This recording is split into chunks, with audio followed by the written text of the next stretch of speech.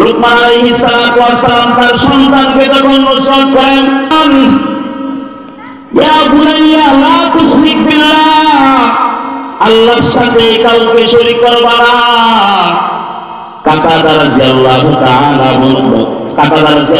তাআলা বলেন, বিশ্বনবী আমাকে 7টি নসিহত করেছেন, ওর মধ্যে 4টি হলো এই, তুমি আল্লাহর সাথে কাউকে শরীক করবা না। যদি তোমাকে কেটে টুকরো টুকরো করে ফেলা হয়, কেটে টুকরো টুকরো দেওয়া হয়, আল্লাহর সাথে শরীক করবা না।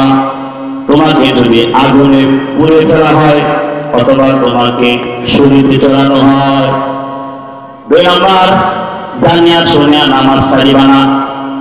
যে ব্যক্তি জানিয়া শুনিয়া নামাজ ছাড়িয়া দেয়, সে যেন আল্লাহর দিন হইতে বাহির হইয়া গেল।